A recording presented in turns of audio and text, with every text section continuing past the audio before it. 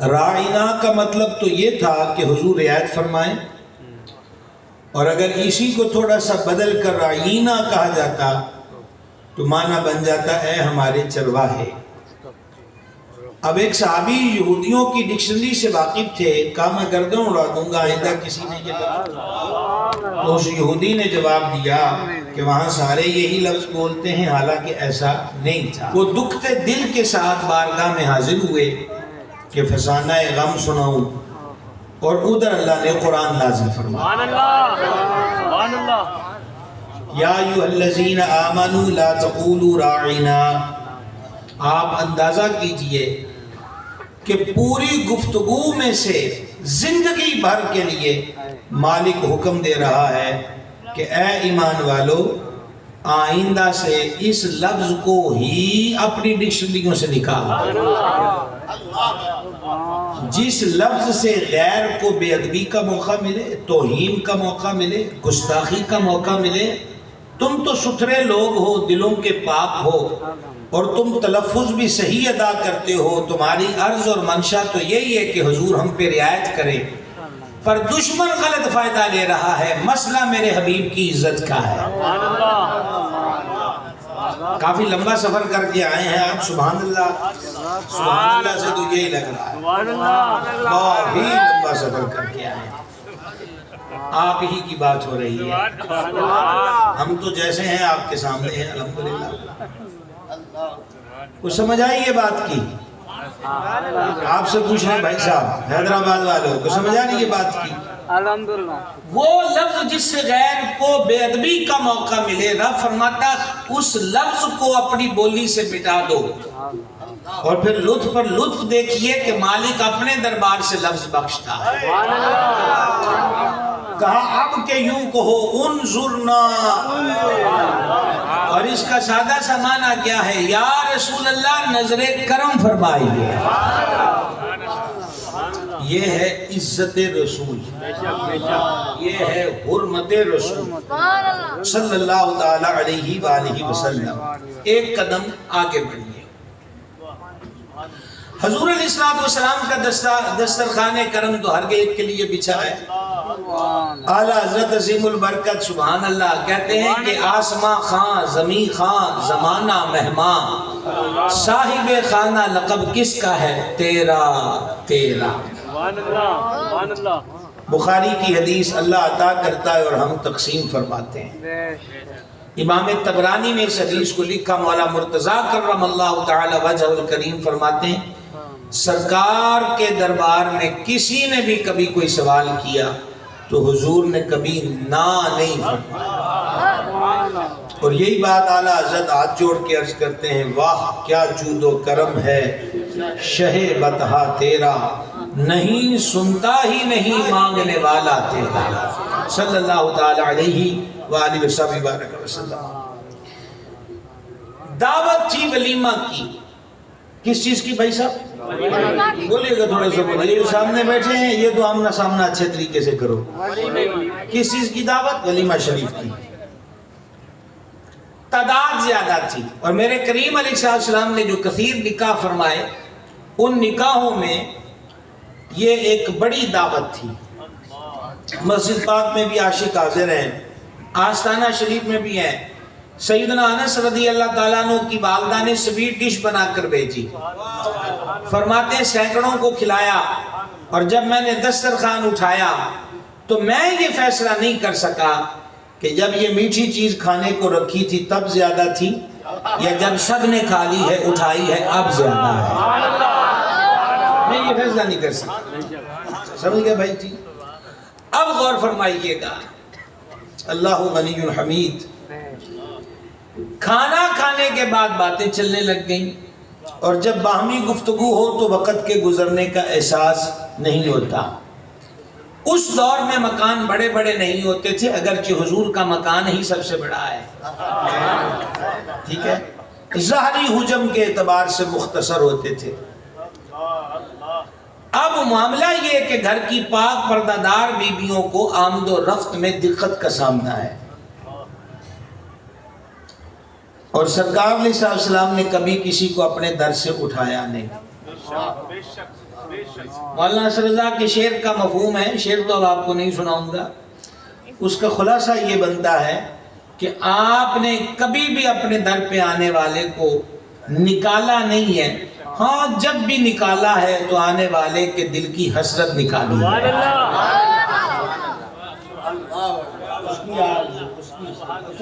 لوگ تو ادھر بھی کافی ہیں، تو آپ ہی سبحان اللہ کہیں۔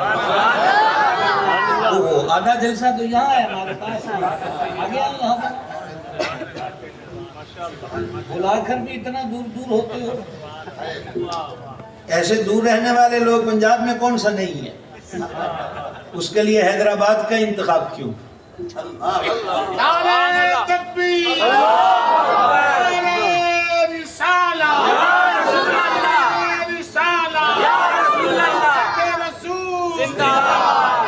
گرامی قدر حضرات، اب ہوا یہ ہے کہ حضور صلی اللہ علیہ وسلم خود اٹھ کے باہر تشریف لے گئے کہ جب ہم جائیں گے تو یہ دیکھ کر حضرات بھی اپنے اپنے گھروں کو چلے جائیں گے۔ لیکن باتیں طول پکڑ گئیں، مزاج انور سے ابھی آشنائی سب کی نہیں تھی، سرکار پھر تشریف لائے تو دیکھا کہ حضرات حاضر ہیں اور گفتگو چل رہی ہے، آستانے کے معاملات رک گئے۔ اب اللہ تعالیٰ نے قرآن نازل فرمایا،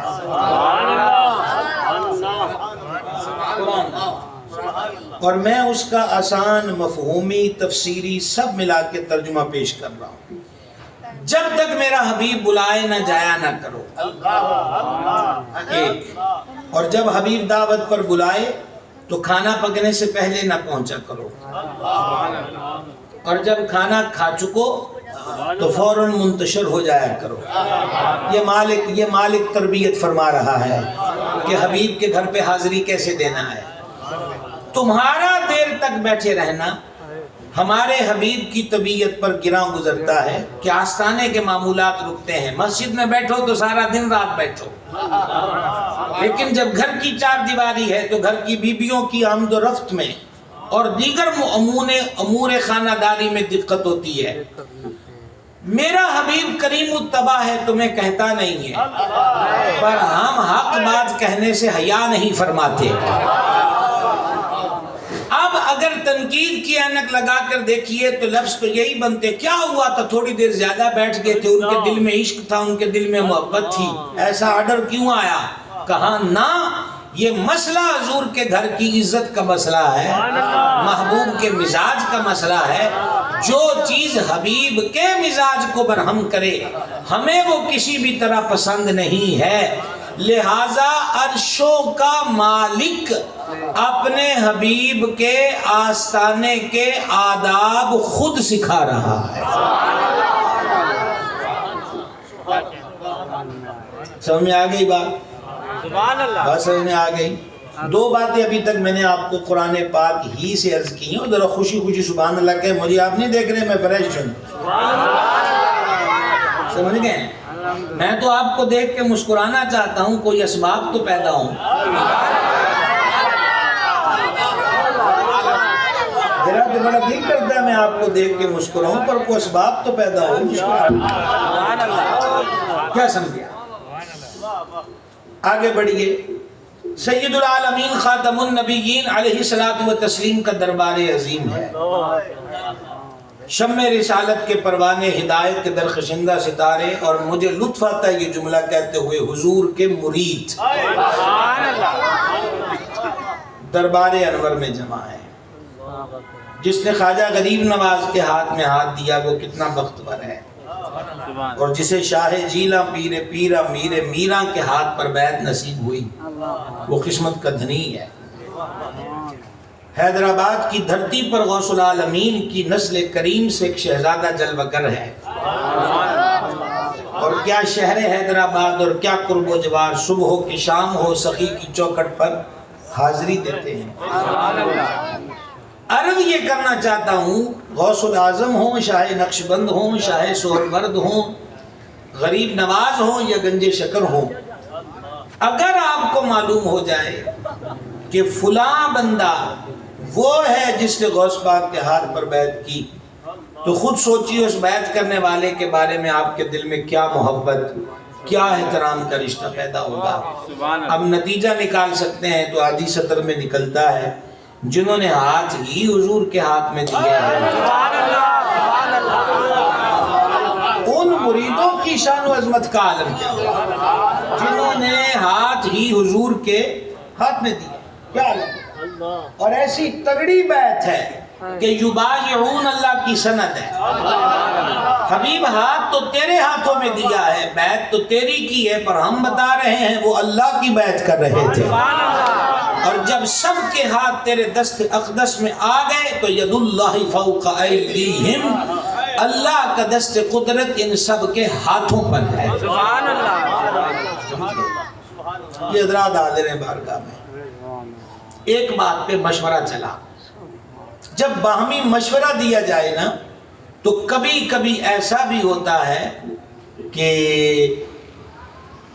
اپنے مشورے کی بالادستی کے لیے اور اس کی بہتری کو اجاگر کرنے کے لیے روٹین سے ہٹ کر آواز کا والیوم اونچا ہو جاتا ہے. آپس میں مشاورت اور بات کرتے بعض صحابہ پاک کی آوازیں بلند ہو گئیں. مجھے مجبوراً یہ لفظ کہنا پڑ رہا ہے, اگر سمجھانا مقصود نہ ہو تو میں یہ کبھی بھی لفظ نہ بولوں. صرف آواز اونچی ہوئی, یہ لفظ صرف میں نے مجبوراً بولا ہے سمجھانے کے لیے.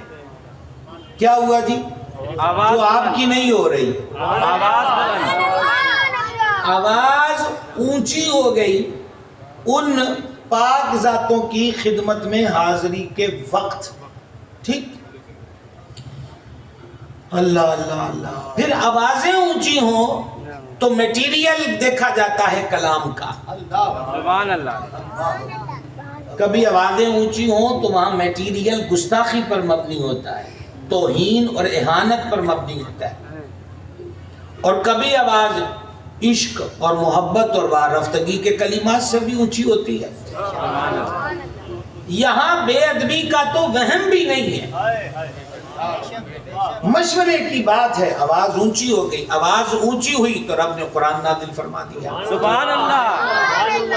یا ایھا الذین آمنوا لا ترفعوا اصواتکم فوق صوت النبی. اے ایمان والو, کیا فرمایا؟ قیامت تک کے لیے ان کے ایمان کی سند دے دی کہ کسی ایمان سے عاری شخص کو ان کے ایمان پر شک نہ پڑے, اس لیے ہم نے ان سے بات ہی اے ایمان والے کہہ کر کی. یا ایھا الذین آمنوا, اے ایمان والو. کوئی فائدہ نہیں ہو رہا. اے ایمان والو, اب ہمیں کسی بھی نہ تاریخ کے ورقے کی ضرورت, نہ تاریخ کے تاریخ ورقے کی ضرورت, نہ کسی بھی فرد کی تعبیر کی ضرورت, نہ ان کے ایمان کے لیے کسی سے تصحیح کی حاجت کہ جس کو ماننے کا نام ایمان ہے وہ رب تو انہیں یا ایھا الذین آمنوا کہہ رہا ہے, تو پیچھے دلیل اور کون سی چاہیے؟ سمجھ گئے؟ سادہ سا آسان مفہومی ترجمہ سنیں. اے ایمان والو, اپنی آوازوں کو ہرگز غیب کی خبریں دینے والے حبیب کی آواز سے اونچا نہ کرو. سبحان اللہ. یہ ہے آرڈر. اللہ تعالیٰ کا اتنا فرما دینا چھوٹی سی بات نہیں, بہت بڑی بات. لیکن ساتھ وارننگ ہے, تمہارے عمل اکارت جائیں گے, مٹا دیے جائیں گے.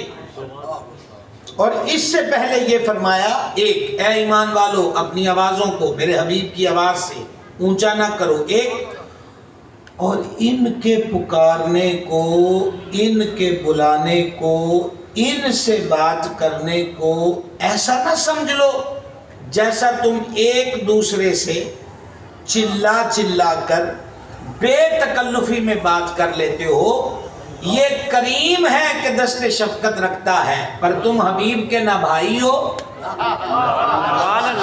سبحان اللہ، نہ تم چھوٹے بھائی ہو نہ بڑے بھائی ہو، سمجھ گئے ہو، میرے حبیب کے مرید ہو، لہذا جس طرح ایک دوسرے کو بے تکلفی میں پکارتے ہو، میرے حبیب کے سامنے ایسے بات نہ کرنا۔ بھائی صاحب قرآن پاک کا ترجمہ سنا رہا ہوں، اگر آپ عربی میں سبحان اللہ کہیں تو کتنے اچھے لگیں گے، سمجھ گئے آپ؟ میرے حبیب کے پکارنے کو ایسا نہ ٹھہرا لو جیسے بے تکلفی سے تم ایک دوسرے کو پکارتے ہو۔ اب ساتھ یہ دوسری اس سے مزید تگڑی بات ہو گئی، لیکن نتیجہ کلام یہ بیان کیا، اعمال سارے مٹا دیے جائیں گے اور تمہیں اس کی خبر تک بھی نہیں ہوگی۔ عزت رسول کوئی سمجھ میں آئی کہ نہیں آئی؟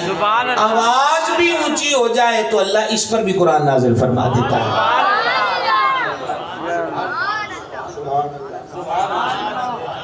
اور اب کیا ہوا، غالباً 11:48 ہو گئے، شاید 12 بجے تک مجھے گفتگو کرنا ہے، ایسا ہی ہے؟ نہیں، میں تو ان کو بھی جانوں گا، میں تو چہرے کی گھڑیاں بھی دیکھوں گا، ہاں مطلب دیواروں سے تقریر کون کرے، سمجھ گئے؟ گزارش یہ کر رہا ہوں آپ کی خدمت میں، جب یہ حکم آ گیا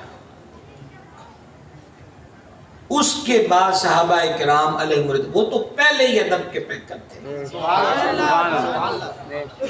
اور مت کوئی یہاں کوئی سمجھے کہ معاذ اللہ جیسے افسانے بنائے جاتے ہیں کہ دیکھا وہ تو اس طرح بولتے تھے۔ بھائی صاحب ایک ہے تربیت کا ٹنور، تربیت کا دور، کون سا؟ تربیت۔ چلیں صحیح بخاری صحیح مسلم حدیث پاک سماعت کرنا، کوشش کرتا ہوں 3-4 سطروں میں سمجھا دوں۔ حضور علیہ السلام جلوہ گر ہے، ایک گاؤں کا بندہ آیا، گاؤں کا، اس نے کیا کیا، وہ مسجد میں آیا، مسجد پاک کے اندر یا سامنے صحن میں نکر کونے کھدرے میں اس نے پیشاب شروع کر دیا۔ صحابہ کرام علیہ رضوان اس کی طرف لگ کے جان عالم رحمت عالم صلی اللہ علیہ وآلہ وسلم نے فرمایا اسے کرنے دو، اس کو کچھ نہ کہو۔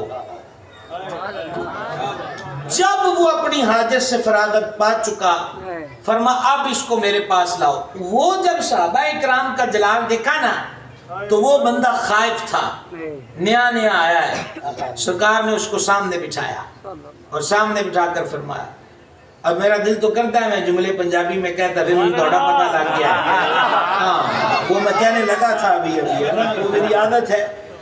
تو سرکار علیہ السلام نے اس سے فرمایا مفہوم پیش کر رہا ہوں، کریم نے اسے پیار سے بچھایا اور بٹھا کے فرمایا یہ اللہ کا گھر ہے،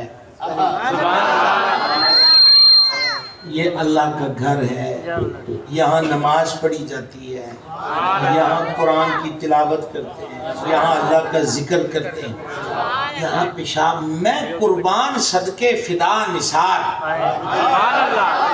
کیا انداز کرم ہے، کیا انداز کرم۔ یہ آج ہمارے 2 درویش کراچی سے ملے تھے، وہ غلام یاسین امینی صاحب وہاں بیٹھے ہیں نا، تو راستے میں اکثر اور جہاں چائے کے لیے رکے تھے وہاں حضرت امام المناظرین شیخ القرآن والحدیث علامہ محمد سعید اسد صاحب رحمت اللہ تعالی تو وہاں پر یہی باتیں ہو رہی تھیں کہ ایسا مشفق، با اخلاق، نرم مزاج اور ایسے پیار کے ساتھ سمجھانا، کیا بات۔ تو یہ حدیث پڑھتے پڑھتے ان کی بات اس لیے بیچ میں آ گئی کہ قال اللہ و قال رسول اللہ پڑھنے پڑھانے کا لطف یہی ہے کہ بندے کی طبیعت پر وہ سنت نافذ ہو جائے اور محبوب کی مبارک اداؤں کو بندہ بنائے۔ اب مجھے آپ یہ بتلائیے اس واقعے کو کوئی سند بنا کر یہ بولے کہ معاذ اللہ صحابہ تو مسجد میں پیشاب کرتے تھے، اس کو کہا جائے گا تم نے یا تم سے مسٹیک ہوئی ہے اور یا پھر تم چور بازاری کرنا چاہتے ہو، دونوں باتیں غلط ہیں۔ گاؤں سے آئے بندے سے یہ عمل ہو گیا، حضور نے اس کی اصلاح فرما دی، سبحان اللہ۔ اس کو کہتے ہیں تربیت کا دور۔ بولے بولے بولے تھوڑا سا. اس کو کیا کہتے ہیں بھائی صاحب؟ تربیت کا. حضور آئے ہی بھئی حدیث سننا. آپ نے تو بڑے بڑے یہاں پر، میں تو آپ سے گفتگو کر رہا ہوں، قرآن و حدیث کی اطاعت کر رہا ہوں. اللہ نہ کرے کہ آپ اس حدیث کی پہلی سطر کو قضا کر بیٹھے، پھر ہمارا زیادہ دل دکھے گا. جان عالم علیہ السلام نے ایک دن فرمایا میں تمہارے لیے باپ کی طرح ہوں. میں تمہارے لیے باپ کی طرح ہوں، تمہیں کتاب اور حکمت سکھاتا ہوں. تو بھئی سکھانے کے لیے تو حضور تشریف لائے ہیں. اگر کہیں مسٹیک ہوئی تو اصلاح ہو گئی. جب اصلاح ہو گئی اس کے بعد گنجائش کہیں نظر آئی ہے تو ہمیں بھی بتایا جائے. اب آرڈر نازل ہو گئے، آواز اونچی نہ ہو. جس طرح ایک دوسرے سے بے تکلفی میں بولتے ہو، میرے حبیب سے ایسی بات نہیں کرنی. سبحان اللہ. عمل مٹا دیے جائیں گے، تمہیں خبر تک. اب صحابہ اکرام بولتے تو پہلے بھی اکثر کوئی نہیں تھے. وہ تو فرماتے ہیں مہینے گزر جاتے تھے، بات دل میں ہوتی تھی. گھر سے تیاری پکڑ کے آنا کہ آج حضور سے یہ بات کرنی ہے. جب دربار انور میں آنا، سبحان اللہ. سبحان اللہ. یاد میں جس کی نہیں ہوش تنو جاں ہم کو، پھر دکھا دے وہ رخ اے مہر فروزاں ہم کو. پھر جب وہ جلوہ حق نما دیکھ لیتے تو پھر آگے کون سی باتیں یاد رہتی تھی. سبحان اللہ. اور کبھی وہ انوار و تجلیات کی ہیبت ایسی ہوتی تھی کہ بولا ہی نہیں جاتا تھا. سبحان اللہ. یہ تو قطب حدیث میں ہے کہ حضور کی بزم پر نور میں سامنے صدیق پاک اور عمر پاک بیٹھتے تھے. حضور ان کو دیکھ کے مسکراتے تھے، وہ حضور کو دیکھ کے مسکراتے تھے. زیادہ تر یہی سوال کرتے تھے اور حضور جواب دیتے اور باقیوں کا کام ہو جاتا. سبحان اللہ. اب جو بولتے بھی تھے ان کا عالم یہ ہو گیا کہ وہ سانسوں میں بات کرتے تھے. سبحان اللہ. اب سانسوں میں بات کرنا یہ مجھے اس ساؤنڈ میں سمجھانا انشاءاللہ آسان رہے گا. سانسوں میں بات کیسے کرتے ہیں؟ یا رسول اللہ. آئی آپ تک آواز؟ آپ بھی اسی لہجے میں سبحان اللہ کہتے ہیں، ہمیں گلا کوئی نہیں ہوگا. اسی لہجے میں کافی تھکے ہوئے آئے. سبحان اللہ. وہ بات کی سمجھ آئیے وہ آواز میں کیا کہتے ہیں؟ یا رسول اللہ. سانسوں میں بولتے. تو کریم علیہ الصلوۃ والتسلیم ایک بار دو بار کبھی استفسار فرمانا ہوتا، کیا کہا ہے تم نے، کیا کہہ رہے ہو. ہاں وہ پھر اسی دھیمے لہجے میں حضور یہ عرض کر رہے ہیں کیا کہہ رہے ہو تم. سبحان اللہ. سبحان اللہ. بارگاہ کا ادب یہ ان کا مزاج، اور رب کا آرڈر عزت رسول. سبحان اللہ. اللہ کریم کا حکم عزت رسول. اب دیکھیں صحیح مسلم کتاب الایمان اور اسی آیا مبارکہ کی تفسیر میں بھی اجلہ مفسرین نے اس کو نقل کیا. میرے آقا علیہ السلام کے ایک صحابی ہیں سیدنا ثابت بن قیس رضی اللہ تعالی عنہ. ایک روایت یہ ہے کہ وہ اونچا بولتے تھے، بعض جگہ ہے کہ وہ اونچا سنتے بھی تھے. دونوں باتیں ایک ہی ہوئی کہ جو اونچا سنتا ہے وہ طبعاً فطرتاً بولتا بھی اونچی ہے. سبحان اللہ. اب ہوا یہ کہ جب ان تک یہ آیت پہنچی نا وہ تو رونے لگ گئے اور روتے ہوئے کہا میں ہی اونچا بولتا تھا، یہ میری وجہ سے آیت اتری ہے. اپنے آپ کو گھر میں بند کر لیا. اب میں دربار انور میں نہیں جاؤں گا کیونکہ مجھ سے تو بولا ہی اونچی جاتا ہے. میں تو معاذ اللہ وہ اس قدر اس حکم کو سامنے رکھ کر سر تسلیم خم ہے، بولے میں تو جہنمی ہو گیا. اب ایک دن گزرا یا دو، حضور پر نور علیہ الصلوۃ والتسلیم نے فرمایا ثابت نہیں نظر آتا. یہی تو کریموں کی عادت ہے. ایک روایت میں یہ مضمون ہے جو مستقل ریگولر مسجد کا نمازی ہوتا ہے نا، اگر وہ کسی دن یا کسی نماز پہ نہ آئے تو اللہ کے فرشتے اسے ڈھونڈنے چلنے نکل پڑتے ہیں کہ آج بندہ نہیں آیا ہے. فرشتوں کو اس کا انتظار ہوتا ہے. اور یہ امام کے لیے بھی سنت ہے کہ اگر کوئی مقتدی حاضر نہ ہو تو وہ ان کا پتہ کرے. امیر المومنین سیدنا فاروق اعظم رضی اللہ تعالیٰ عنہ یہی کرتے تھے. نماز کے بعد آپ سارے نمازیوں کو دیکھ کے جو موجود نہ ہوتا ایک دو صاحبان کو لے کر ان کے گھر جاتے، ضرورت ہوتی تو پورا کرتے، بیمار ہوتا تو تیمارداری کرتے، اور اگر کسی سے اس معاملے کے اندر تھوڑی سستی ہو گئی ہوتی تو سرکار فاروق اعظم رضی اللہ تعالیٰ عنہ اس کو تنبیہ کرتے۔ یہ طریقہ رہا۔ تو ہمیں بھی چاہیے کہ ہمارے آزو بازو کا نمازی نہ آئے تو ہم اس کا پتہ کر لیا کریں کہ وہ نہیں آیا۔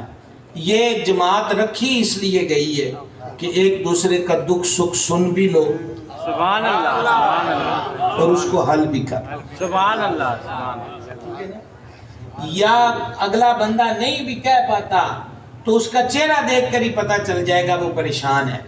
یہ جس طرح آپ کوئی زور وقت کے اس محفل میں بیٹھے ہوئے ہیں، سبحان اللہ، سمجھا رہی ہے نا؟ تو عرض خدمت یہ ہے کہ اس چیز کو، یہ ہمارے دین کے اندر مسجد کی حاضری اس لیے رکھی گئی ہے کہ اجتماعی عبادت بھی رب کو پسند ہے، اور ایک دوسرے کے پریشانیوں اور دکھ درد کو سن بھی لیا جائے، اور صرف سنا ہی نہ جائے، حل بھی کیا جائے۔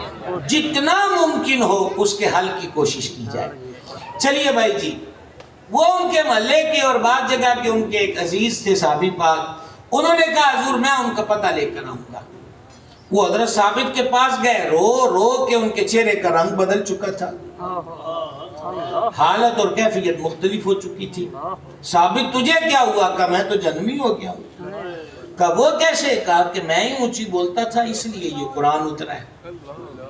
انہوں نے آ کر دربار انور میں عرض کر دیا کہ حضور ثابت کا یہ حال ہے، میرے آقا علیہ الصلوۃ والسلام نے فرمایا، صحیح مسلم کتاب الایمان کی حدیث ہے، فرمایا جاؤ ثابت کو جا کے کہو کہ تمہارے نبی نے فرمایا تو جنمی نہیں ہے، تو جنتی ہے۔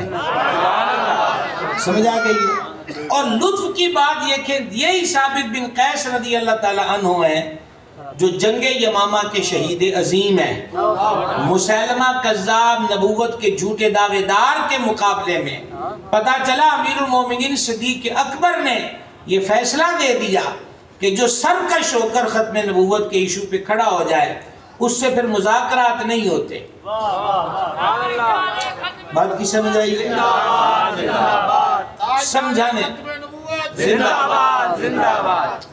گرامی قدر حضرات، آپ نے غور فرما لیا اس بات پہ تھوڑا بہت کہ کوئی نہیں؟ یہ جو ابھی آیت سنائی ہے آپ کو مفہوماً ترجمہ پیش کیا ہے، اللہ تعالیٰ اپنے حبیب کے دربار میں اونچا بولنے بھی نہیں دیتا۔ بس ایک آیت کا آسان سا ترجمہ اور اس کا شان نزول مزید سنیے، اور پھر ہم وما علینا کے مبارک کلمات کی طرف سفر اختیار کریں۔ دوپہر کا وقت، اور یہ آج بھی عرب میں دوپہر کا وقت آرام کا وقت ہوتا ہے، قیلولہ کا وقت ہوتا ہے۔ دوپہر کا وقت ہے، اچھا بھلا قبیلہ ہے، اس کے افراد آتے ہیں، حضور کے دروازے پہ دستک دیتے ہیں، دستک دے کے اونچی اونچی نام لیتے ہیں، یا محمد یا محمد۔ آقا علیہ الصلوۃ والسلام کو یہ بات پسند نہ آئی، آقا علیہ الصلوۃ والسلام کو یہ بات پسند نہ آئی کہ ایک تو دروازے پہ دستک، اوپر سے اتنا شور۔ اب جو بات حبیب کو پسند نہ آئے محب کو بھی پسند نہیں آتی، اور محب رب العالمین ہے جل مجدہ الکریم۔ اللہ تعالیٰ نے اب یہاں اسلوب، یہی سورۃ الحجرات ہے، پہلے بھی سورۃ الحجرات ہے، لیکن ہاں مجھے آپ کو دوسری بات بھی سنانا تھی کہ آقا نے کیا فرمایا حضرت ثابت کے لیے، تو جنتی ہے۔ خاموشیاں چھائی ہوئی ہیں، سہمے ہوئے ہیں، محبوب کی بارگاہ کا ادب ایسا ہے۔ پھر اللہ تعالیٰ نے اگلی آیت نازل فرمائی، آسان ترجمہ پیش کر رہا ہوں، اگر آپ کو آسانی ہو تو آپ اس ترجمے کے مطابق بول سکتے ہیں، لیکن سننا، پہلے سننا۔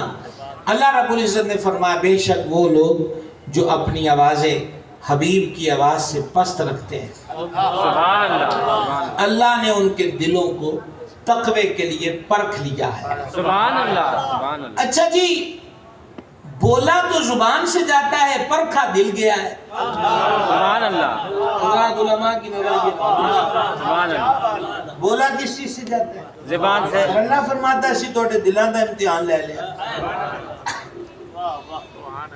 یہ کیوں ہوا؟ اس کا جواب بھی قرآن سے ملتا ہے، وَمَن يُعَظِّمْ شَعَائِرَ اللَّهِ فَإِنَّهَا مِن تَقْوَى الْقُلُوبِ۔ اللہ کریم کی نشانیوں کی تعظیم وہی کرتے ہیں جن کے دلوں میں تقویٰ ہوتا ہے۔ سبحان اللہ۔ تو نشانیوں کی تعظیم دل کے تقوی کے بغیر نہیں ہے، جن کے صدقے ساری نشانیاں بنی ہیں ان کی تعظیم بھی دل کے بغیر نہیں ہو سکتی۔ لہذا گزارش آپ سے یہ کر رہا تھا، فرما اللہ نے ان کے دلوں کو سبحان اللہ سبحان اللہ سبحان اللہ۔ یہ مزید ادراج صحابہ کرام کے دلوں کی پاکیزگی، ستھرائی اور کمال کی سند اللہ تعالیٰ نے قرآن میں جاری کر دی۔ اب اس سے اگلا کلام ہے وہ جو آپ کو پس منظر سنا چکا، دوپہر کا وقت دستک پھر بولنا۔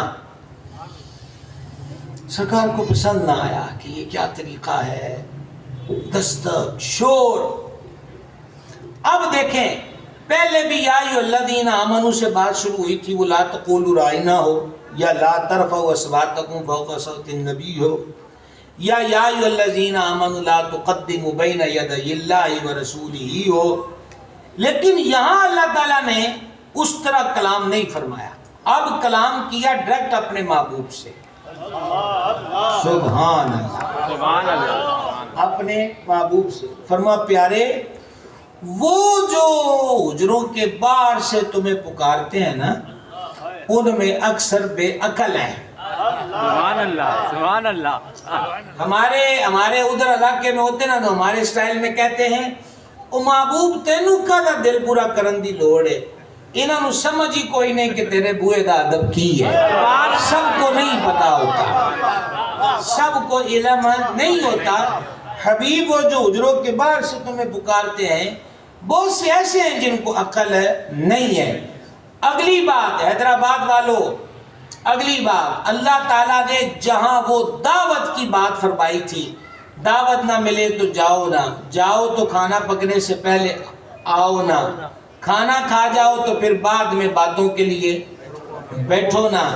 یہ یاد ہے کو تھوڑا بہت؟ جی جی ہاں یاد ہے تھوڑا بہت؟ جی ہاں تھوڑا سا بول کے دیکھیے، ہم آپ کے ذمہ دار ہیں، یہ جب تک آپ بولیں گے جلسے جلسے تک کی ذمہ داری ہے۔ رات کو کمال ہو جائے تو ہم نہیں کہہ سکتے، لیکن انشاءاللہ یہاں سکتے بھی خیران ہے۔ اچھا عرض کیا تھی، اللہ رب العزت جل مجد الکریم نے آگے کیا فرمایا؟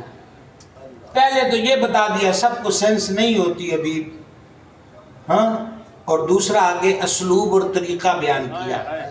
فرمایا یہ میں تفسیری ترجمہ پیش کر رہا ہوں، فرمایا کہ چاہیے تو ان کو یہ تھا کہ آپ کے دروازے پر آ کر بیٹھ جاتے اور جب آپ معمول اور روٹین کے مطابق باہر تشریف لاتے ہیں نا اس وقت اپنی بات آپ کے سامنے رکھ دیتے۔ سبحان اللہ سبحان اللہ۔ ان کے لیے بہتر کیا تھا؟ دستک بھی نہ دیتے، آواز بھی نہ دیتے۔ اور صاحبان طریقت نے اس سے مسئلہ نکالا ہے کہ مرید اپنے شیخ کے دروازے پر بلا حاجت شدیدہ دستک نہ دے، سبحان اللہ۔ کیونکہ دستک میں جہاں فریادی کی فریاد ہے وہاں ایک ہلکی سی سمیل اس میں امر کی بھی ہے۔ حکم کیا ہے اس میں کہ آؤ جی تبوہ کھولو تے ساڈی گل سنو، اور طالب کا یہ مقام نہیں ہے کہ وہ مطلوب کو حکم کرے کہ تو اٹھ اور چل اور دروازہ کھول اور میری بات سنے۔ طالب کا کام یہ ہے کہ وہ دروازہ حبیب پہ آ کے بیٹھا رہے، حبیب جب مرضی سے آئیں تو اس وقت وہ اپنے دل کی بات جو ہے وہ بارگاہ اقدس میں پیش کر دے۔ یہ حکم ہے۔ رونے سبحان اللہ کرو، سبحان اللہ بولو سبحان اللہ۔ اس وقت تک انتظار کرے دروازے پر۔ اور یہ میں آپ کو بات بتا رہا تھا تو میرے سامنے اعلیٰ حضرت عظیم البرکت مجدد دین و ملت سیدی اشاع امام احمد رضا قادری، سنیوں کا امام، 14ویں صدی کا مجدد، عشق حبیب کی ندیاں بہا دینے والا، انہوں نے الامن والولا شریف میں یہ روایت درج کی ہے۔ آقا علیہ السلام سفر میں ہیں تو آرام فرما رہے ہیں دوپہر کے وقت، تو سیدنا طلحہ رضی اللہ تعالیٰ عنہ انہوں نے کسی بھی چیز سے پنکھا کرنا، ہوا جھلنا، ابھی حضور کے آرام پاک کی ابتدا تھی، ابھی قدم شریف دراز ہوئے تو پنکھا کرنا شروع کر دیا۔ اچھا میں نے کئیوں کو دیر ہوگی سنے انہوں نے کہا جی وہ مکھیاں جا رہے ہیں، تو وہ مکھیاں تو آتی نہیں ہیں وجود اللہ، ایسا نہیں ہوا، وہ تو اپنی خدمت دے رہے ہیں، ہوا کرنا ہے۔ کریم کی چشمان کرم آرام کے لیے بند ہوئی، اور جتنا بھی ٹائم لگا جب حضور علیہ الصلوۃ والتسلیم بیدار ہوئے تو دیکھا کہ غلام حاضر ہے، ہوا کر رہا ہے۔ بڑا مزیدار جملہ ہے، فرمایا کہ تو تب سے یہ کام کرے جا رہا ہے۔ اب تب سے مراد کیا ہے کہ جب ہم نے قدم شریف دراز کیے تھے تو اس وقت شروع، تب سے، عرض کی حضور تب سے، فرمایا یہ جبریل ہے، سبحان اللہ، اللہ اکبر، فرمایا یہ جبریل ہے اور میری بارگاہ میں یہ عرض کر رہا ہے جبریل امین علیہ السلام کہ آپ اپنے اس خادم اور عاشق اور طالب صادق کو فرما دیں کہ اگر انہوں نے آج یہ ڈیوٹی دی ہے کہ پنکھا مسلسل چل رہے ہیں تو قیامت والے دن قیامت کی سختیوں اور ہولناکیوں سے میں ان کے چہرے کی حفاظت کروں گا، سبحان اللہ، اور وہ چنگاریوں اور جو شعلے اڑتے ہوں گے میں آپ کے اس غلام کے چہرے کے قریب بھی نہیں آنے دوں گا۔ تو اللہ اکبر، یا رسول اللہ، یا رسول اللہ۔ کیوں بھائی صاحب آپ کو بات کی سمجھ آئی ہے؟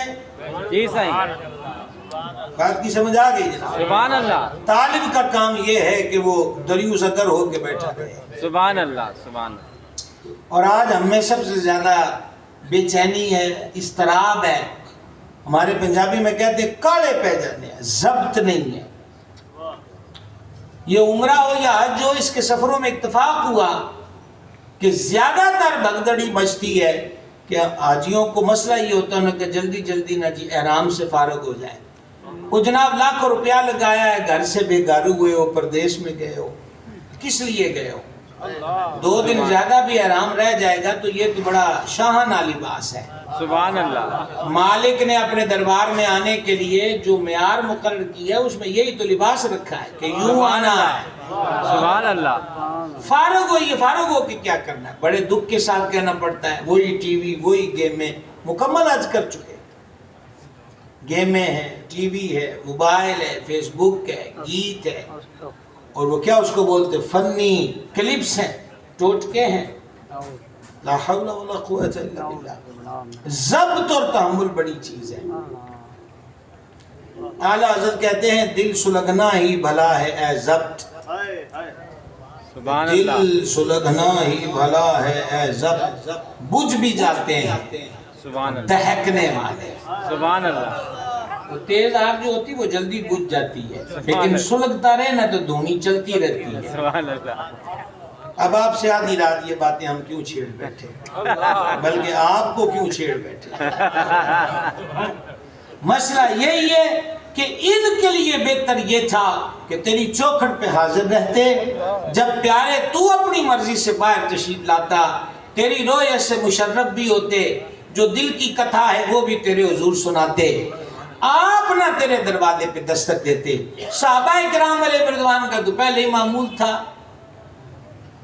مثال کے طور پر سیاہ میں بھی ہے اور میرا حافظہ صاحب دے رہا ہے تو یہ الترغیب والترہیب کے اندر بھی ہے کہ جان عالم علیہ السلام نے بقیع شریف میں صبح تازہ قبر ملاحظہ کی، فرمایا یہ کس کی قبر ہے؟ عرض کی وہ بی بی سیاہ فام جو مسجد میں جھاڑو کرتی تھیں، تو حضور ہم نے پھر برات کی بیویوں نے غسل دیا، کفن، کیونکہ اسلام میں جنازے میں تاخیر بلا تاخیر پر تاخیر کی ترغیب نہیں ہے، بلکہ اس کام سے جلد فراغت کی ترغیب ہے۔ اچھا، تو عرض کی کہ ہم نے وہ کیا کیا کہ غسل کفن اور سب کرا، تو فرمایا مجھے کیوں نہیں بلایا؟ سبحان اللہ، اب یہ نہ کہ مجھے کیوں نہیں بلایا، اس کے ضمن میں محدثین اسی نہیں اور مقامات پر بھی کہتے ہیں کہ صحابہ کرام اپنے فوت شدگان کو دفن کر دیتے تھے، یا شدت کی بات بھی ہوتی تو حضور کے دروازے پہ دستک نہیں دیتے تھے۔ ایک تو وجہ وہی تھی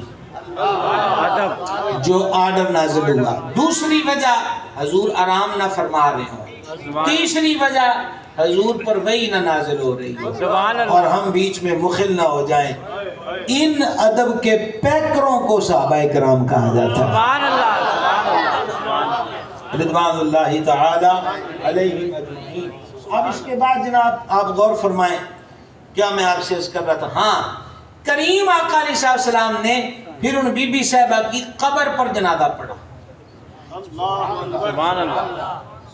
اب ہمارے علماء تشریف فرما ہے، دائیں طرف بھی اور ہمارے دل کی طرف بھی، ہاں کیا ہے فقہ حنفی کا مسئلہ کیا ہے کہ جنازے میں تکرار نہیں ہے۔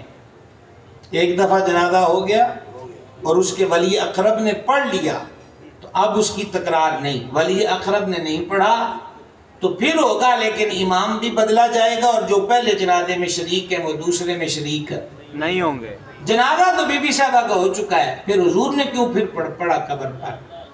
تو بڑا نفیس رمز ہے، پتہ نہیں آدھی رات آپ کو پھر چھیڑنے والی بات ہے۔ ہم تو چھڑے ہوئے ہیں ہی ہیں، آپ کو کیا چھیڑے آدھی رات کے وقت؟ رمز اس کے اندر یہ ہے کہ ہر مومن کے ولی اقرب مصطفیٰ جان رحمت ہے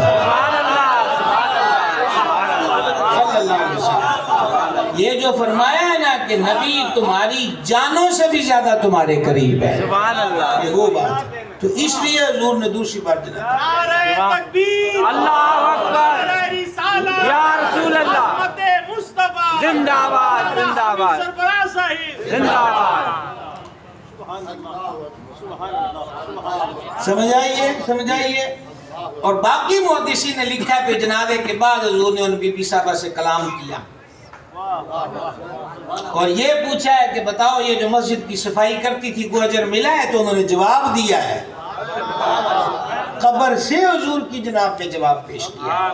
تو بہرحال بات یہ تھی کہ پھر وہ دستک نہیں دیتے تھے، اور اللہ اللہ اللہ اگر کسی کو دستک دینے کی ضرورت آنی پڑی اس حکم کے بعد تو وہ انگلیوں کے پوروں سے اور نمبر 2 ناخنوں سے، یہ نہیں ہے کہ ہتھیلی سے تھپ تھپ تھپ دروازہ کر کر، نہ، پوروں سے ناخنوں سے۔ وجہ انہوں نے کہا عزت رسول کا تقاضا ہی یہ ہے کہ اب آرڈر آ چکے ہیں، اب حبیب کے آستانے پر زور سے دروازے پہ دستک نہیں ہوگی۔ سمجھ آ گئی بھائی صاحب؟ اور یہ کر رہا تھا تو میرا اگر حافظہ ساتھ دے رہا ہے تو مسند احمد کا ورق کھل گیا۔ حضور جان نور علیہ السلام نا وہ ایک صحابی پاک کے دروازے پر ہیں، اچھا سرکار دستک نہیں دیتے تھے، حضور دروازے پر السلام علیکم فرماتے تھے۔ سبحان اللہ سبحان اللہ۔ کیا فرماتے تھے؟ السلام علیکم۔ تو کریم نے ان کے دروازے پر فرمایا السلام علیکم، تو انہوں نے اندر سے وہی سانس میں جواب دیا۔ سرکار نے دوسری بار فرمایا السلام علیکم، انہوں نے پھر سانس میں جواب دیا، بیٹا بھی ساتھ تھا۔ پھر تیسری بار سلام فرمایا، اور حضور صلی اللہ علیہ وسلم نے سبق یہ دیا ہے کہ دروازے پہ دستک دو تو 3 بار۔ قرآن میں بھی یہ تعلیم ہے کہ کسی کے گھر مت جھانکو، دستک دے کے دروازے کے دائیں یا بائیں کھڑے ہوا جائے، پردہ لٹک رہا ہے یا نہیں لٹک رہا، دونوں صورتوں میں دوسرے کے گھر میں جھانکنے کی ہمارا دین اجازت نہیں، کیونکہ یہ پردہ پوش دین ہے۔ سبحان اللہ سبحان اللہ۔ سمجھ گئے؟ اور دوسری بات یہ ہے کہ دستک میں وقفہ بھی رکھا جائے، ایک بیل کری ہے یا دستک دی ہے تو کم از کم اتنا وقفہ کہ صاحب خانہ لیٹا ہے تو اٹھ سکے، بیٹھا ہے تو چپل وپل پہن کر دروازے تک آ سکے۔ ایسا نہیں ہے کہ میں نے چٹکی بجائی ہے تو بندہ دروازے پر موجود ہو، وہ پچھلے کمرے میں ہو سکتا ہے، گرمی ہے تو اس نے قمیص اتاری ہے، بیچارہ بنیاد میں ہے تو اس حالت میں نہیں آئے گا، وہ پہلے قمیص اٹھائے گا، وہ پہنے گا، پھر چپل پہنے گا، پھر آئے گا۔ یہ ساری باتیں اب آتی ہیں اور حضور ساری باتیں پہلے ہی حل فرما چکے ہیں کہ دستک دو اور دائیں کھڑے ہو جاؤ، بائیں کھڑے ہو جاؤ، کبھی گھر بھی آیا کرو۔ اسلام میرا اور آپ کا گھر ہے، سبحان اللہ۔ کبھی گھر بھی آیا، کبھی گھر بھی آیا کرو۔ سبحان اللہ۔ اس گھر سے بھاگیں گے تو پھر یہ در در پھرنے والی بات پلے پڑ جائے گی۔ اعلیٰ حضرت بارگاہ میں عرض کرتے ہیں جو تیرے در سے یار پھرتے ہیں در بدر یوں ہی خار. نوجوان بیٹھے ہیں، میں ان سے ملتمس ہوں، جوانیوں کا حسن یہی ہے کہ حضور کے عشق میں دیوانیاں ہو جائیں. ہمارے ہاں بڑے بڑے رود پالے جاتے ہیں، بڑے بڑے رود. بڑا دکھ ہوتا ہے کہ جب یہ سنتے ہیں کہ مایوس ہو کر کسی نوجوان نے خودکشی کر لی. جوان اور مسلمان حضور کا غلام اور مایوس ہو جائے، بنتا نہیں ہے. در انور پہ آنے کی ضرورت ہے. نہیں پاس ہوئے تو کیا ہوا؟ فکر تو قبر کے امتحان کی کرنی چاہیے. یہاں پاس نہیں ہوئے تو شپلیاں آ جائیں گی، مطلوبہ نمبر نہیں ملے تو دوسرا دروازہ کھلا ہے. پڑھے پڑھے وہ کو بھی ہمارے دیش میں جاب نہیں ملتی تو یہ مایوسی نہیں ہے کہ اپنی جان دے دی جائے. سمجھ گئے؟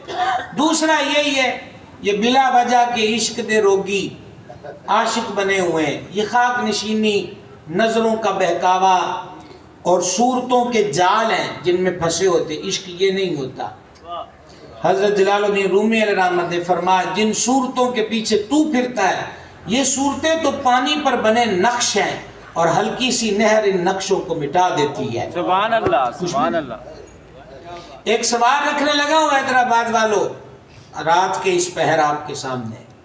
وہ سوال یہ ہے، اچھا بھلا وہ دوست بھی ہوتا ہے، قریبی بھی ہوتا ہے، ہم اس کے ساتھ بیٹھ کر باتیں بھی کرتے ہیں اور ایسا بھی ہوتا ہے کہ بولے تو بیٹھا رہے یار، دل لگا ہوا ہے، کوئی آدھا گھنٹہ اور بیٹھ. یہ عمومی ہمارا ماحول اور مزاج ہوتا ہے. لیکن جب وہی فوت ہو جاتا ہے اور کہا جاتا ہے کہ یہ اکیلا کمرے میں یہ میت ہے اور تو نے اس کے پاس ٹھہرنا ہے، تو اب کیوں ڈرتا ہے؟ سبحان اللہ، سبحان اللہ. اب کیوں ڈرتا ہے؟ صورت بھی وہی، وجود بھی وہی، اب کیوں ڈرتا ہے؟ سمجھ گئے؟ تو ان فانی چیزوں سے الفت اور لگاؤ اور واہ رفتگی کیا چیز ہے؟ کچھ بھی نہیں. نبی پاک کے دامن کرم سے وابستگی کی ضرورت ہے. حضور کے دامن پناہ میں آ جائیں، خیر ہی خیر ہے. باقی او ہو، نہ کام کبھی وقت ملا نہ ملے گا، نہ فراغت تھی نہ ملے گی، نہ فرصت تھی نہ ملے گی. جال ہی جال ہے، جال ہی جال ہے، جال. اب کیا ہے جناب، وہ چاقوں شاقوں سے بلیڈوں شلیڈوں سے ہاتھ نام لکھتے ہیں، وہ کاٹ کر وہ پھر اس کی کو آدھی بادی تصویر بنا کے بھی وہ واٹس ایپ کے لگا دی، اسٹیٹس پر، یہ فیس بک پہ لگا دی. یہی تو فرق ہے عشق اور خجل خواری میں. عشق خود اپنے ہاتھوں، خجل خواری خود اپنے ہاتھوں بلیڈوں شلیڈوں سے زخمی کرتی ہے. اور عشق کا عالم یہ ہوتا ہے کہ حسن یوسف پہ کٹی مصر میں انگشت زنا، سر کٹاتے ہیں تیرے نام پہ مردان عرب. اللہ اکبر، یا رسول اللہ، زندہ آباد. صورت نہیں دیکھی. یہ آپ حضرات تشریف فرمائیں، اس وقت آپ کی محبت ہے. دن بھر کے کام کیے مختلف شعبے سے. بزرگ بھی ماشاءاللہ تشریف رکھتے ہیں بیچ میں. تو بزرگوں کو حالانکہ نوجوانوں سے زیادہ عارضے ہوتے ہیں، کوئی بلڈ پریشر میں ہے، کوئی شوگر میں ہے، کوئی کمر کی پرابلم ہے، زیادہ دیر نہیں بیٹھا جاتا. پتہ نہیں آپ کتنی دیر سے بیٹھے ہوئے ہیں. کوئی بندہ بھی مجھ سے بھی، سارے ہمارے اسٹیج کے علماء سادات سے بھی، آپ سے بھی، وہ نکر میں کھڑا ہو کے پوچھے کہ تم کٹھے سارے ہوئے ہو، خیر تو ہے، کیا ہوا ہے؟ کیا جواب ہوگا آپ کا یا میرا؟ کہا حضور کی باتیں کرنے کے لیے بیٹھے ہیں. سبحان اللہ، سبحان اللہ. محبوب کے میٹھے بول، حضور کا تذکرہ، حضور کے اوصاف حسنہ، محبوب کی شان، عزت، عظمت، ناموس کی اہمیت کیا ہے جو دین اسلام نے بیان کی. یہ ہے محبوبیت. سبحان اللہ، سبحان اللہ. یہ ہے محبت کا ایک اصیل حصہ. اچھا ایک اور کمال کی بات آپ دیکھیں، اگر اتفاق ہوا ہو تو یہ مثال آپ جلدی سمجھ جائیں گے، اور وہ یہ ہے کہ دنیا کے غموں میں روتے ہیں نا تو سر بھاری ہو جاتا ہے. سر دکھنے لگ جاتا ہے۔ ایسا بھی ہوتا ہے، دیکھیں ہم جتنے بھی بیٹھے ہیں سب ایسا ہی ہے کہ ہمارے گھروں سے ہمارے عزیزوں کے جنازے اٹھے ہوئے ہیں، ہم نے اپنے عزیزوں کے بچھڑنے کے صدمے دیکھے ہوئے، تو جتنا بھی کنٹرول کیا جائے، رونا ایک فطرتی عمل ہے، تو رو رو کے کیا ہوتا ہے کہ کبھی یہ ہوتا ہے کہ 2 گولیاں پیناڈول کی لے آؤ، سر کو باندھ لیا، وجہ ہے کہ رو رو کے دماغ بوجھل ہو گیا۔ ہم اپنے رشتوں کی جدائیاں ہوں یا دنیا کا کوئی اور پہلو ہو، رو رو رو رو رو کر طبیعت بوجھل ہوتی ہے، ہلکان ہوتی ہے، دماغ کندھے آنکھوں پر بوجھ پڑتا ہے۔ ایک عشق مصطفیٰ ہے، کبھی نعت پڑھتے روئے ہو وہ، کبھی مدینہ شریف جا کے روئے ہو وہ، کبھی مدینہ پاک سے آتے ہوئے روئے ہو وہ، کبھی ذکر جانا سنتے سناتے روئے ہو وہ، تو غور کرنا، یاد کرنا، وہ رونا طبیعت کو ہلکا کر دیتا ہے۔ سبحان اللہ، عجیب بات نہیں ہے، عشق میں بیٹھے تو تب تسکین ہی تسکین ہے، سبحان اللہ، اور ان کی جدائی کی کیفیت میں آنکھوں سے اشک بہ جائیں تو تب بھی بوجھ نہیں ہوتا، خیر ہی خیر ہوتی ہے۔ سبحان اللہ، مقدی مکئی جناب اعلیٰ حضرت کہتے ہیں حسن جس کا اللہ کو بھی بھا گیا، سبحان اللہ، حسن جس کا اللہ کو بھی بھا گیا، ایسے پیارے سے محبت کیجئے، جیسے ہو ان کے در پہ مٹ جائیے، ناتوانوں کچھ تو ہمت کیجئے، جو نہ بھولا ہم غریبوں کو رضا، یاد اس کی اپنی عادت کیجئے۔ سبحان اللہ، سبحان اللہ۔ تو کیا بات سنا، یہ جملے بڑھ چکے ہیں کیونکہ مجھے بزرگوں نے وہ اشارہ دے دیا، کوئی نہیں، وہ بھی مکن والا ہے ٹائم جی، 6 منٹ رہ گئے، یہ میں آپ کو تسلی کے لیے بتا رہا ہوں۔ کیا خیال ہے کتنے منٹ رہ گئے آپ سے گفتگو میں؟ 6 منٹ رہ گئے، توجہ ہے نا آپ کی؟ ماشاءاللہ ہمارے بزرگ ہیں، اللہ آپ کو سلام، یہ آپ کی محبت اور روئے رہا ماشاءاللہ۔ وہ دیکھیں یہ بھی ایک عشق کا دیپ ہے نا، وہ کہہ رہے 6 نہیں 15، سمجھا گئی بات؟ سبحان اللہ، اللہ آپ کو خوش رکھے، سلامت رکھے۔ یہ ذکر پاک جو ہوتا ہے نا، اس سے بندہ کبھی سیر نہیں ہوتا۔ یہ کون سی ٹیم اٹھی ہے؟ لنگر شریف ان کے ذمہ ہے، یہ جو اٹھے ہیں ابھی، تو لنگر شریف تو ہم دعا کریں گے تو دکھ بٹے گا نا، ایسے کون بڑھ سکتا ہے؟ ہاں سنیے گا، کیا آپ کو بتا رہا تھا، 3 بار حضور صلی اللہ علیہ وسلم نے السلام علیکم فرمایا، یہاں سے بات چلی تھی، جی ہاں، تو طریقے سارے حضور صلی اللہ علیہ وسلم کے، اور میں ماشاءاللہ کثیر نوجوان آپ بیٹھے ہوئے ہیں، اور میں آپ سے اسپیشلی مخاطب ہوں کہ نبی پاک علیہ السلام کبھی رات گئے آستانے پر تشریف لاتے نا، تو حضور سلام اتنی آواز میں فرماتے کہ کوئی سویا ہے تو جاگ نہ جائے، سبحان اللہ، اور جو جاگ رہا ہے وہ سلام کا جواب دیتے۔ اب ہم آدھی رات معذرت کے ساتھ صرف اور صرف چوک و چراہوں پارکوں، چائے کے کھوکوں اور فاسٹ فوڈ کی دکانوں یا پنواڑی کے ہاں آدھی رات گزار دیں، اور پھر جناب موٹر سائیکل کے ہارن سے ہاتھ ہی نہ اٹھائیں، اور جی چاہے تو اس کا ٹائر ہی دروازے سے مار دیں، اور دروازہ کھلے تو سامنے کھڑی بوڑھی ماں کا بھی حیا نہ کریں، اور اس سے بھی تلخ بولیں کہ تو انو ہارن نہیں سندا، ہاں وہ بہن بیچاری آ گئی تو اس سے تلخ ہو کر بولے۔ میں تو یہ آپ سن لیں، لوگ چلاتے رہتے میرے یہ روز جلسوں میں، وہ ابھی میں یہ حضرت کو بتا رہا کہ کل ہمارے 5 جلسے تھے صبح سے شام تک، وہ شکر الحمدللہ کہ یہ وقت گزر جائے اور اللہ خلوص عطا کرے اور ان کی یاد میں گزر جائے تو زی نصیب ہے۔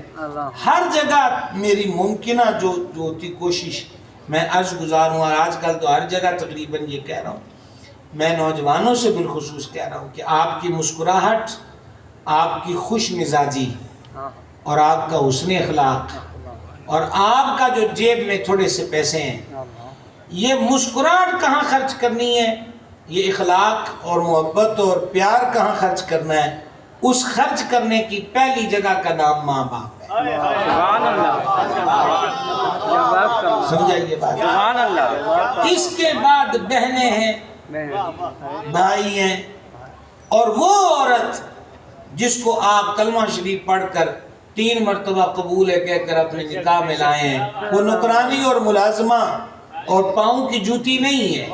سبحان اللہ، نبی پاک علیہ الصلوۃ والسلام نے فرمایا کہ مجھے تمہاری دنیا میں سے 3 چیزیں پسند ہیں، تمہاری دنیا میں سے۔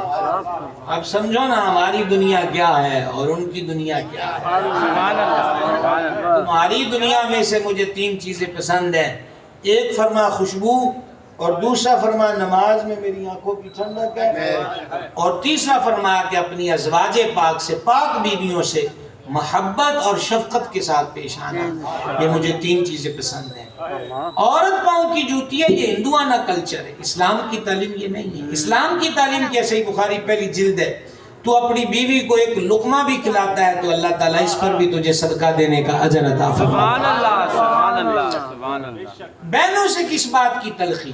وہ تو ہمارے پرانے بزرگ کہتے تھے کہ یہ پرایا تن ہوتے ہی ہیں، آج یہاں ایک دن بیاہ کر چلی جائے، اور ماں سے الجھتے ہو، پوچھو ان گھروں سے جن گھروں میں ماں نہیں۔ یہ وہی ہے جو ساری رات انتظار میں رہتی ہے۔ سب سے زیادہ جو نکھٹو ہوتا ہے اس کے لیے بھی اس نے لکا چھپا کے دودھ کا گلاس رکھا ہوتا ہے کہ اس کو پلانا ہے، پتہ ہے کہ گھر والے اس کو منہ نہیں لگاتے، ابا بھی اس سے اس کی نلاکیوں کی وجہ سے الجھتا ہے، تو یہ ماں ہی ہے۔ سبحان اللہ، سبحان گھر میں کوئی اچھا سالن بن گیا ہے تو سب سے پہلے اس نکھٹو کے لیے کولی میں نکالتی ہے، سبحان اس کو اللہ۔ کہے گی چھپا کے رکھ دو، اس کو رات کو کھلانا ہے، کھلائے گی بھی پلائے گی بھی، ساتھ پیار سے سمجھائے گی بھی کہ باز آ جا، سدھر جا، سنبھل جا۔ ان ماؤں سے اس جوان کی جوانی کا کوئی فائدہ ہے کہ جس کی کرتوت کی وجہ سے ماں کی آنکھوں میں آنسو آ جائے؟ اس جوان کی جوانی کا کوئی فائدہ ہے کہ جس کے مس بہیو کی وجہ سے اس کا باپ دکھی ہو اور راتوں کو نکروں میں لگ کے اس کا باپ روتا ہو؟ ان جوانیوں کی قدر کیجئے، بوڑھے ماں باپ کا سہارا بنیے، ان کی خوشیوں کا سامان بنیے۔ نبی پاک علیہ الصلوۃ والسلام نے فرمایا، مفہوم حدیث پیش کر رہا ہوں جی، اس حدیث کو دل کے کان سے سننا، اگر باپ بیٹے کو دیکھ کر خوش ہوا، خوش کب ہوتا ہے باپ؟ جب بھی خیر خوبی سمجھایا ہو، اچھا طریقہ، خیر کا راستہ اس کو جب بچہ اپناتا ہے تو باپ، مثلا بابے نے یہی کہا یار تو مہربانی کر، تو نماز پڑھ لیا کر، تو مثلا ابے نے یہی دیکھ لیا بیٹا نماز پڑھنے جا رہا تو خوشی ہوگا نا۔ فرمایا جب باپ نظر ڈالے بیٹے پر اور باپ خوش ہو جائے تو اللہ بیٹے کو اس ایک نظر پر دیکھا باپ نے، پر اللہ اس بچے کو ایک غلام آزاد کرنے کا ثواب عطا فرمائے، ایک غلام آزاد کرنے کا، بولیے گا ذرا، ثواب دیتا ہے۔ اس لیے ریکویسٹ ہے، گزارش ہے، یہ بھی تو ایک معیار ہے نا کہ عزت رسول کا ہم بھی خیال کریں۔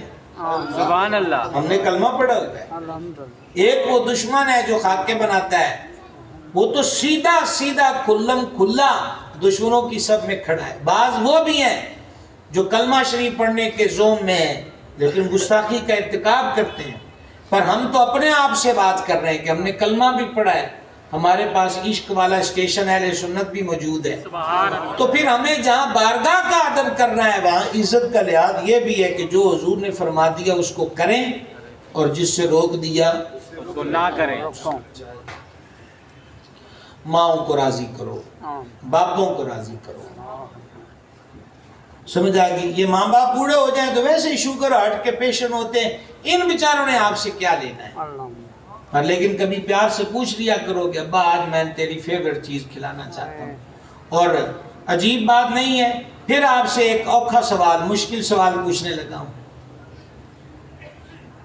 باپ اگر عید کے موقع پر مثلا 4-5 اس کے بچے ہیں نا، 2 بیٹیاں ہیں، 3 بیٹے ہیں، 4 بیٹے ہیں، 3 بیٹیاں فار ایگزامپل، ہاں، تو اگر وہ اس کے لیے وہ لے آئے، مثال کے طور پر ایک کے لیے یلو کلر کا سوٹ لے آیا عید پہ پہننے کے لیے اور ایک کے لیے فلاں کلر، تو ماں کیا کہتی ہے؟ آپ کو پتا تو ہے کہ یہ رنگ یہ نہیں پہنتا، نہیں سمجھ آئی؟ ماں کہتی ہے یہ بیٹا یہ رنگ نہیں پہنتا، یہ نہیں پہنتا۔ اچھا کھانے پینے کی بات ہو، لو آپ اس کے لیے نمکین چیز کیوں لائیں؟ آپ کو پتا تو ہے کہ میٹھا اس کا فیورٹ ہے۔ ایک ماں 8 بچوں کی فیورٹ چیزوں کا اس کو علم ہوتا ہے، تو ان 8 جانوں کو ایک ماں کی فیورٹ چیز کا علم کیوں نہیں ہوتا؟ سبحان اللہ، ہونا چاہیے نا، اس طرح پڑھیں۔ چلو وہ حدیث کمپلیٹ کریں، وہ وہ 3 بار سلام فرمایا اور انہوں نے آہستہ سے جواب دیا. ہم وہاں کھڑے تھے. ہاں تو سرکار تشریف لے گئے. اب 3 بار کے بعد تو پھر آواز نہیں نہ دینی. جب تشریف لے گئے نا تو یہ باپ بیٹا بھاگ کر پیچھے آئے اور ہاتھ پکڑا, چوما.